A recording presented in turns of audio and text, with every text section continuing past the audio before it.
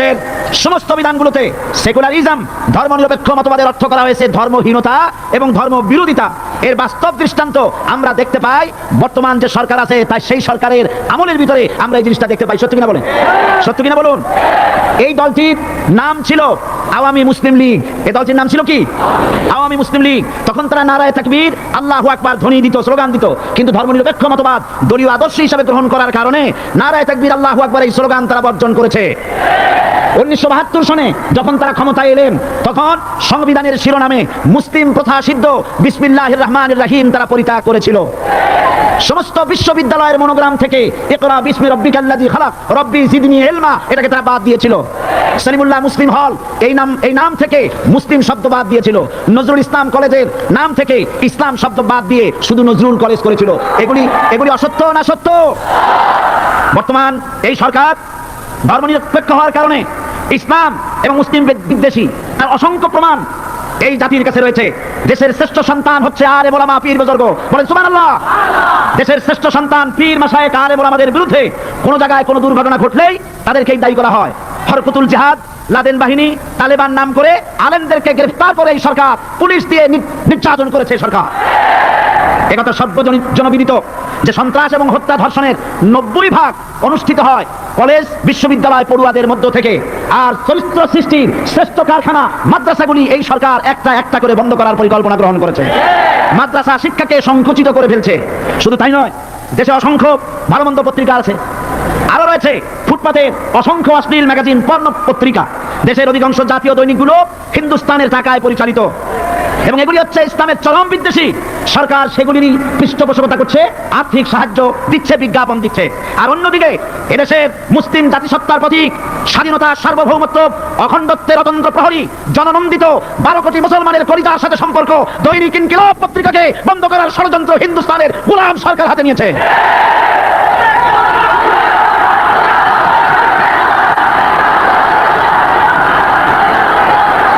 সরকার বস্তুনিষ্ঠ সাংবাদিকতায় ভয় পায়, ইসলামের পক্ষে কথা লিখলে ভয় পায়।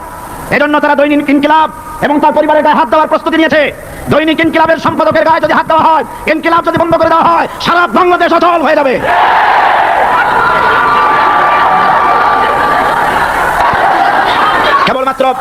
কেবলমাত্র ইসলামী রাষ্ট্র ব্যবস্থাই পারে হত্যা, ধর্ষণ, চুরি, ডাকাতি, জেনা, ব্যভিচার থেকে রক্ষা করে একটি সন্ত্রাসমুক্ত সমৃদ্ধ একটি বাংলাদেশ উপহার দিতে পারে কেবলমাত্র ইসলামী রাষ্ট্র ব্যবস্থা। সুতরাং অবস্থা দৃষ্টিতে মনে হয় এরা যদি আল্লাহ না করুন, বলেন আল্লাহ না করেন, আল্লাহ না করেন, আল্লাহ না করেন, এরা যদি আরেকটাবার ক্ষমতায় যেতে পারে, 72-এর সংবিধানকে পুনরুজ্জীবিত করে ধর্মনিরপেক্ষ মতবাদ কায়েম করবে। সেজন্য আজ গোটা তাওহীদবাদী মুসলমানদেরকে জানতে হবে ধর্মনিরপেক্ষ মতবাদ একটি কুফরি মতবাদ। ওলামারা আমাকে সাক্ষী দেন, ধর্মনিরপেক্ষ মতবাদ কুফরি মতবাদ কিনা। এই কুফরি মতবাদকে বাংলাদেশের মাটিতে যাতে কার্যকরী করতে না পারে, তার জন্য গোটা তাওহীদি জনতা রুখে দাঁড়ান। আল্লাহ পাক সে তৌফিক গোটা জাতিকে দান করুন বলে আমিন। এবার আসুন কোরআনে কারীমের যে কথাগুলি আমরা আলোচনা করতে চাই। আপনাদের সামনে সূরা বাকারার 255 নম্বর আয়াত আমি তেলাওয়াত করে গত 2 দিন আলোচনা করেছি। আজকে আসেন সেই যেখান থেকে শেষ করেছিলাম সেখান থেকে আলোচনা শুরু করে যাক। সবাই আমার সাথে পড়েন, আউযু বিল্লাহি শাইতানির রাজীম, বিসমিল্লাহির রাহমানির রহিম।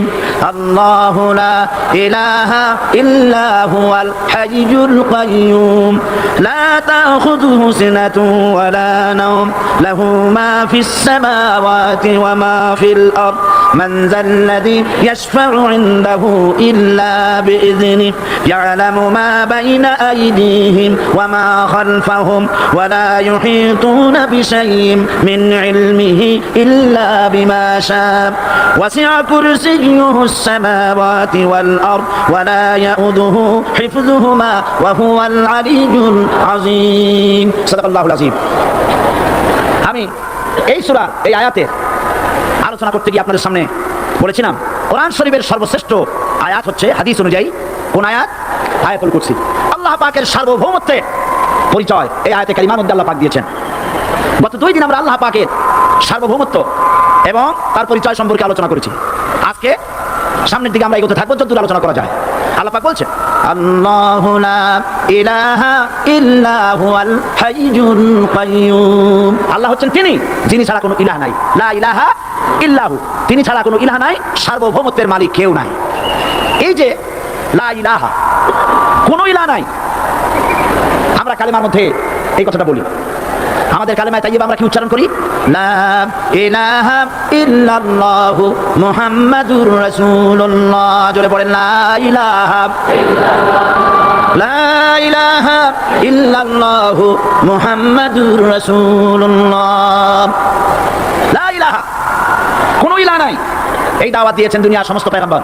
এটা কি শুধু রাসূলুল্লাহর দাওয়াত ছিল? সমস্ত নবীদের স্লোগান ছিল একটা। সমস্ত নবীদের স্লোগান ছিল কয়টা? সবাই বলুন, কি সেই স্লোগান? লা ইলাহা ইল্লাল্লাহ। কোরআন শরীফের ভিতরে ইলাহ শব্দ 147 বার এসেছে। লা ইলাহার অর্থ যদি এই হয়, কোনো উপাস্য নাই আল্লাহ ছাড়া, কোনো মাবুদ নাই আল্লাহ ছাড়া, মুহাম্মদ সাল্লাল্লাহু আলাইহি ওয়াসাল্লাম আল্লাহর প্রেরিত রাসূল, তাহলে তো এত ঝঞ্ঝাট হওয়ার কথা ছিল না। আপনারা বলেন, নবীরা যখনই এই দাওয়াত দিয়েছেন লা ইলাহা ইল্লাল্লাহ, তখন সংঘর্ষ হয়েছে কিনা? হয়েছে কিনা? বাধা আসছে কিনা? তাহলে এই কথাটা কি যার কারণে এরকমের বাধা আসে? লা ইলাহা ইল্লাল্লাহ, এর চাইতে বিপ্লবাত্মক, এর চাইতে রিভলিউশন সৃষ্টিকারী কথা আল্লাহর আকাশের নিচে জমিনের উপরে আর একটাও হতে পারে না। লা ইলাহা ইল্লাল্লাহ। ইলাহ শব্দের অর্থ শুধু উপাস্য আর মাবুদ নয়। ইলাহ শব্দের অর্থ হচ্ছে আইনদাতা, ইলাহ শব্দের অর্থ হচ্ছে শাসনকর্তা, ইলাহ শব্দের অর্থ হচ্ছে বিধানদাতা। তো লা ইলাহা যখন একটি লোক ঘোষণা করে, তার অর্থ দাঁড়ায় কোনো আইনদাতা নাই, বিধানদাতা নাই, শাসনকর্তা নাই, কারো আইন মানি না, বিধান মানি না, শাসন মানি না, আল্লাহ ছাড়া। কে ছাড়া? আল্লাহ ছাড়া। এই কালেমার দাওয়াত যখন পয়গম্বররা দিয়েছেন, তখন 3 শ্রেণীর লোকেরা বাধা দিয়েছে। বলেন কয় শ্রেণী? সবাই বলেন। 3 শ্রেণীর লোকেরা বাধা দিয়েছে। লক্ষ্য করুন, 1 নম্বরে বাধা দিয়েছে রাষ্ট্র শক্তি। 1 নম্বরে বাধা দিল কারা? 2 নম্বরে বাধা দিয়েছে ধনাঢ্য ব্যক্তিবর্গ। 3 নম্বরে বাধা দিয়েছে যারা কায়েমি স্বার্থবাদী ধর্মীয় শক্তি। এই 3টি শ্রেণী সমস্ত নবীদেরকে বাধা দিয়েছে। সেই বাধা অতীতে যারা দিত, এখন আর দেয় না নাকি? এখনো দেয়। দেখুন, এই কালেমার দাওয়াত হযরতে মুসা আলাইহিস সালামকে যেদিন আল্লাহ পাক প্রথম ওহী দিলেন, এই দাওয়াত শুধু রাসূল দেন নাই। আল্লাহ পাক বলছেন প্রত্যেক নবী তার জাতিকে এই দাওয়াত দিয়েছেন। কি? আল্লাহ রাব্বুল আলামিন বলেন সকল নবী তার কওমকে বলে দাওয়াত দিয়েছেন, ইয়া কওমি ইবুদুল্লাহ মা লাকুম মিন ইলাহিন গায়রু। হে সম্প্রদায়, আল্লাহ ছাড়া কোনো ইলাহ নাই, তার ইবাদত করো, তারই দাসত্ব করো, তার গোলামি করো। আল্লাহ পাক মুসা আলাইহিস সালামকে যখন নবুয়ত দিলেন, প্রথম যে ওহী এলো, প্রথম ওহীটাই ছিল ইন্নানি আনাল্লাহ লা ইলাহা ইল্লা আনা ফা'বুদনি ওয়া আকিমিস সালাতা লিযিকরি। নিশ্চয়ই আমি আল্লাহ, আমি ছাড়া কোনো ইলাহ নাই, আইনদাতা নাই, বিধানদাতা নাই, সুতরাং আমার দাসত্ব করো এবং আমার শরণার্থে নামাজকে প্রতিষ্ঠা করো। মুসা আলাইহিস সালামকে আল্লাহ পাক ওহী দিয়ে তাকে পাঠালেন। কোথায় পাঠালেন? আল্লাহ পাক বলেন ইযহাব ইলা ফিরআউনা ইন্নাহু তাগা। গোটা কওম নাফরমান, আল্লাহর আইন কেউ মানছে না। গোটা কওমের কাছে না পাঠাইয়া আল্লাহ পাক সর্বপ্রথম মুসা আলাইহিস সালামকে দাওয়াত নিয়ে কার কাছে পাঠালেন? ফিরআউনের কাছে। কারণ ফিরআউন হচ্ছে রাষ্ট্রশাসক। ফিরআউন কি? রাষ্ট্রশাসক। নিচের পানি পাহাড়ের উপরে যায় না, উপরের পানি না নিচে থেকে উপরে যায়? উপরে পানি নিচে আসে। সুতরাং দেশ যারা চালায়, এই লোকগুলি যদি ভালো হয়, গোটা দেশ ভালো হয়। আর সমস্ত মানুষটা যদি, রাষ্ট্র যিনি পরিচালনা করেন, এই লোকগুলি যদি খারাপ হয়, গোটা দেশ খারাপ হতে বাধ্য। এই জন্য আল্লাহ পাক বলছেন সর্বপ্রথম তুমি ফিরআউনের কাছে যাও এবং এই কালেমার দাওয়াত দাও। হযরত মুসা আলাইহিস সালাম ফিরআউনের কাছে গেলেন আর দাওয়াত দিলেন, ফিরআউন পড়ে নাও লা ইলাহা ইল্লাল্লাহ। একটি কথা আপনাদের মনে রাখতে হবে, দুনিয়ার কোন ফিরআউন, কোন নমরুদ, কোন সাদ্দাত, কোন হামান কেউ বলে নাই যে আমি আল্লাহ, আমি রাজ্জাক, আমি খালেক, আমি পৃথিবী সৃষ্টি করেছি। কথা কেউ বলেছে? কেউ বলে নাই। কি বলেছে তারা? ফিরআউন বলেছে মা আলিমতু লাকুম মিন ইলাহিন গায়রি, আমি তো জানি না আমি ছাড়া আরো কোনো ইলাহ আছে, একথা আমার জানা নাই, সুতরাং আমি হচ্ছি ইলাহ আর তুমি বলছো লা ইলাহা। তার মানে হচ্ছে ওই সময় পয়গম্বরেরা, আল্লাহ নবীর সাহাবীরা, তারা জানতেন যে আমরা কিসের দাওয়াত দেই, আর যারা শুনতো তারাও বুঝতো কিসের দাওয়াত শুনতেছি।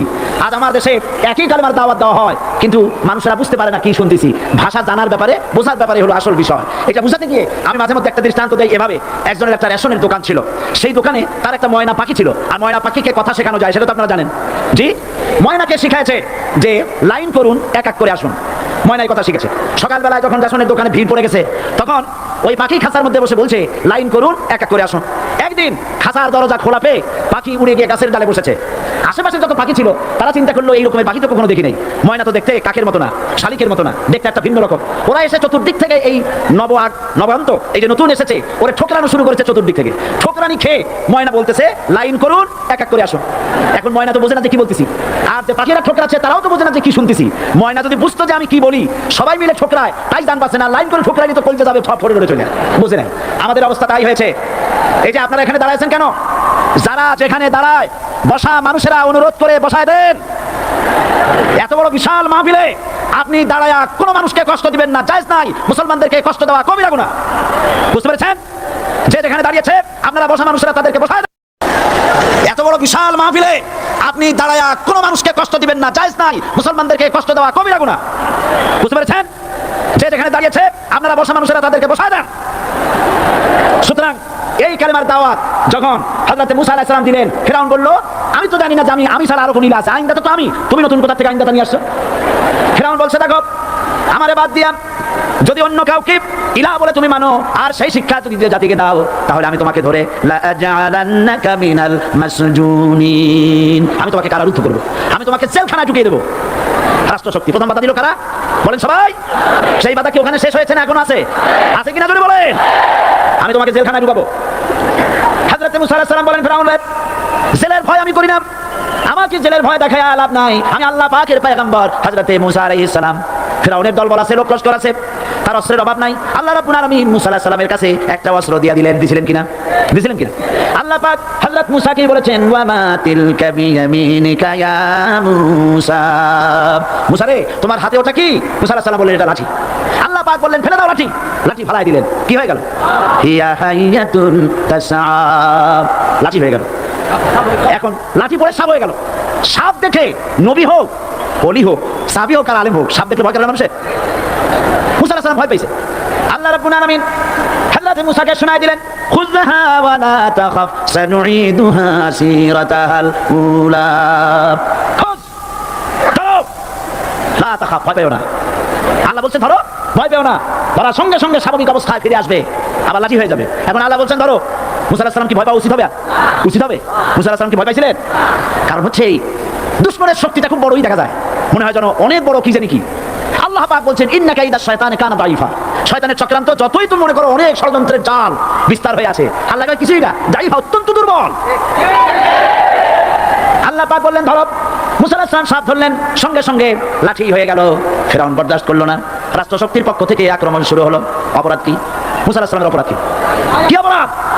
মাশাআল্লাহ, বুঝতে পেরেছেন। অপরাধ হচ্ছে তিনি বলেছেন লা ইলাহা, জোরে বলেন লা ইলাহা ইল্লাল্লাহ। এই কালেমাকে আজ আমরা ভিক্ষার বুলি বানাইছি।